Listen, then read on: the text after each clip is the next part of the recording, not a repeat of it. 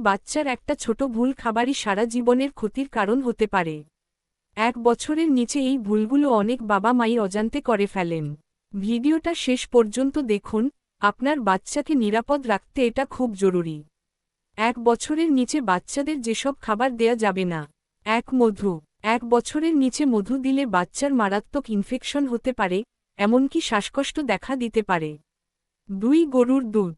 গরুর দুধ হজম করতে না পেরে বাচ্চার পেট ব্যথা, ডায়রিয়া ও অ্যালার্জি হতে পারে। 3 চিনি ও মিষ্টি জাতীয় খাবার। এতে বাচ্চার দাঁত নষ্ট হয় এবং ভবিষ্যতে ডায়াবেটিসের ঝুঁকি বাড়ে। 4 লবণ। অতিরিক্ত লবণ বাচ্চার কিডনির জন্য খুব ক্ষতিকর। 5 বাদাম ও শক্ত খাবার। গলায় আটকে শ্বাসবন্ধ হওয়ার ঝুঁকি থাকে। 6 প্যাকেটজাত বা জাঙ্ক ফুড। এই খাবারগুলোতে কোনো পুষ্টি নেই, শুধু ক্ষতি।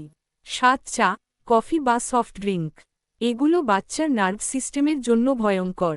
1 বছরের আগে বাচ্চার জন্য সবচেয়ে নিরাপদ খাবার হলো মায়ের দুধ ও ডাক্তার পরামর্শ অনুযায়ী খাবার। আজকের এই ভিডিওটা যদি আপনার কাজে লাগে, তাহলে অবশ্যই লাইক দিন, কমেন্টে লিখুন আপনি আপনার বাচ্চাকে কি খাওয়ান। আর এমন গুরুত্বপূর্ণ বাচ্চাদের স্বাস্থ্য বিষয়ক ভিডিও পেতে চ্যানেলটি সাবস্ক্রাইব করে রাখুন। ভিডিওটি অন্য বাবা মায়ের সাথে